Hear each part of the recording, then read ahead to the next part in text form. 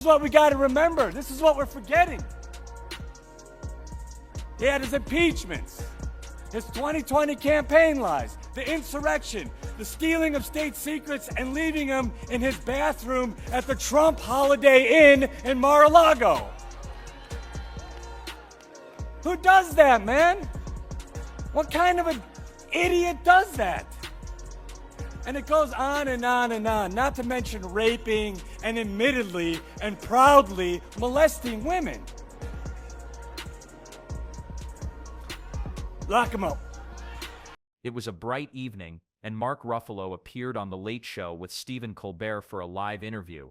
The topic was supposed to be about his upcoming movie, but what transpired next was a bombshell of truth that no one expected. As Colbert prodded Ruffalo with lighthearted questions, the conversation shifted to the political landscape. Trump's name came up, as it often did in discussions of the day's most controversial figures. Mark, a known outspoken critic of Trump, didn't hesitate. He leaned forward, looking directly into the camera. "Let me tell you something, Stephen," Ruffalo began, his voice steady. "We've got a man running this country who thrives on division, who thrives on feeding fear. It's not leadership, it's manipulation. He's not a leader, he's a bully." The audience went silent. Ruffalo's words cut deep, his conviction undeniable. People like Trump don't care about anyone except themselves. They take advantage of the vulnerable, manipulate the truth, and divide us all. I've seen it, we've all seen it, and it's time we stand up and call it out for what it is. As Colbert looked on, the audience erupted into applause. Trump, watching from his private residence, could feel the sting of those words. Speechless, he stared at the screen, unable to form a response. The words echoed in his mind. Ruffalo's truth bomb had landed, and this time, there was no turning back. The next day, Mark Ruffalo's remarks were the talk of every major news outlet. Headlines blared, and social media exploded with reactions. Celebrities, politicians, and everyday citizens alike began to weigh in, praising Ruffalo for speaking truth to power. His words had ignited a spark, and it was clear that Trump, who had never been one to back down from a challenge, would have to respond. On Twitter, Trump fired back with his typical deflection. "Mark Ruffalo is just another Hollywood liberal trying to make headlines." Pathetic, but the response didn't have the same weight it once did. It wasn't just the usual back and forth anymore. Ruffalo's words had resonated with a public that was growing weary of the divisiveness and dishonesty. Trump's typical tactics of dismissing his critics as losers or fake news no longer had the same impact. People were seeing through it. Meanwhile, on Colbert's show, Mark Ruffalo didn't back down either.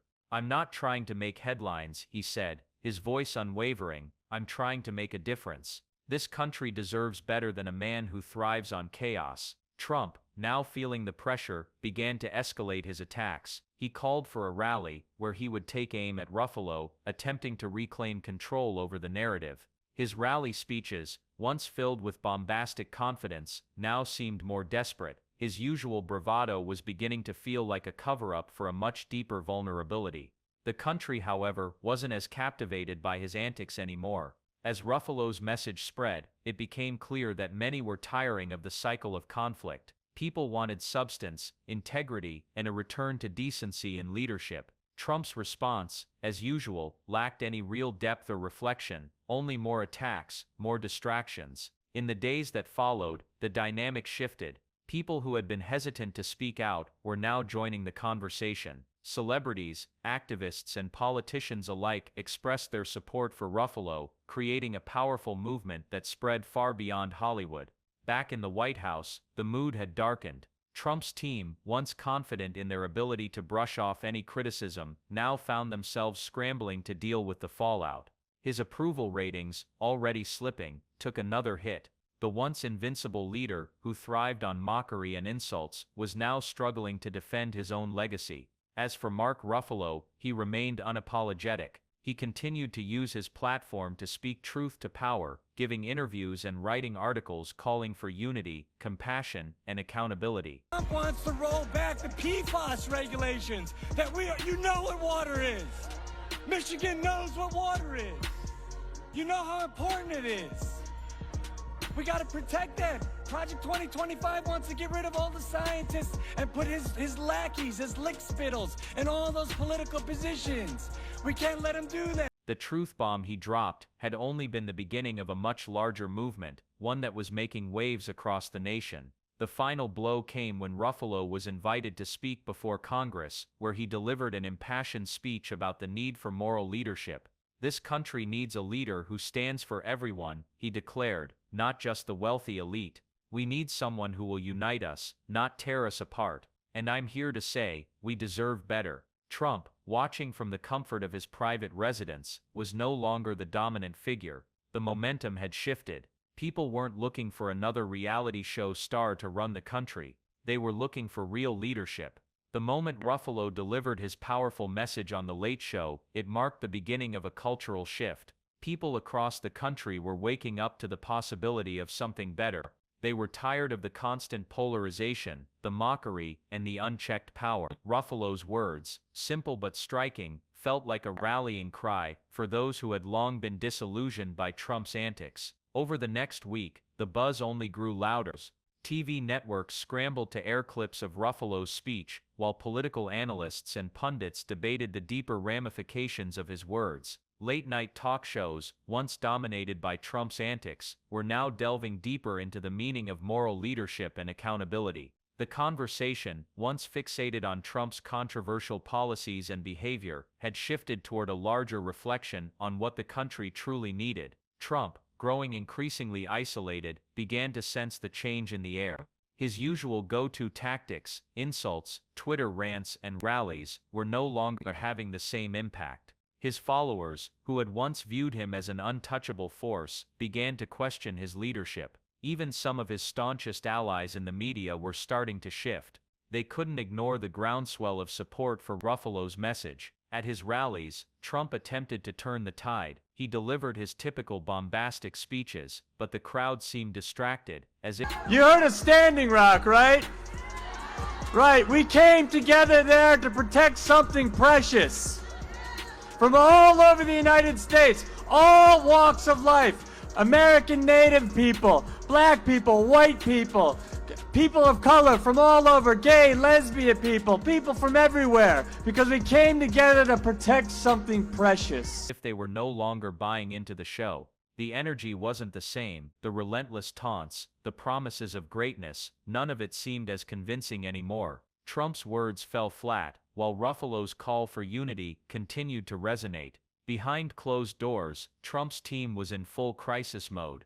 His campaign advisors and PR team brainstormed new strategies to attack Ruffalo's credibility. Negative ads were produced, aiming to discredit Ruffalo's career and his activism, hoping to turn public sentiment in their favor.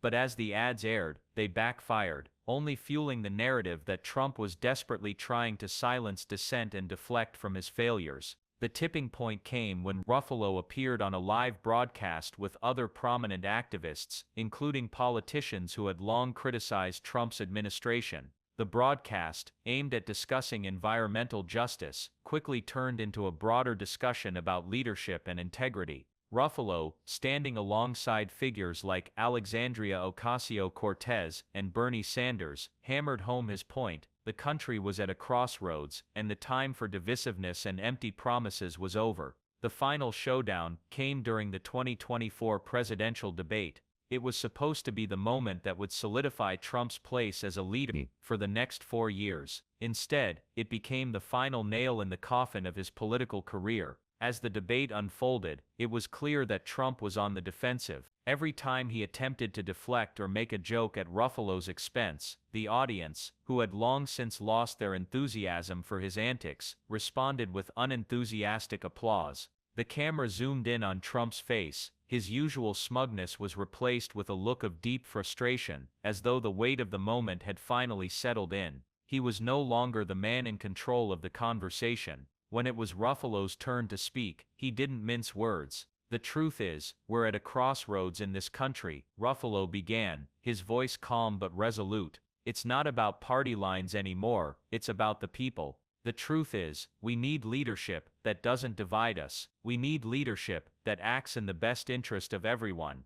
And the truth is, if we continue to follow the path that Mr. Trump has laid out, we'll only continue to see more division, more hatred, and more The audience erupted in applause. The reaction was overwhelmingly in support of Ruffalo. Trump, once again, tried to get in a few jabs, but the words didn't land as they used to. His tone grew desperate, his rhetoric increasingly incoherent. "I've built this country, I've made this country great," he yelled, his face flushed red with anger. And Mark Ruffalo doesn't know what it takes to lead. But the truth was, the American public was done listening.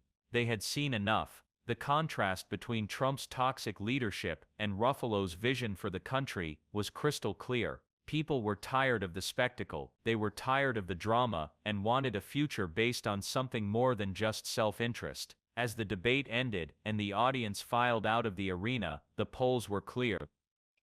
The country was ready for a change. Mark Ruffalo's movement had turned the tide.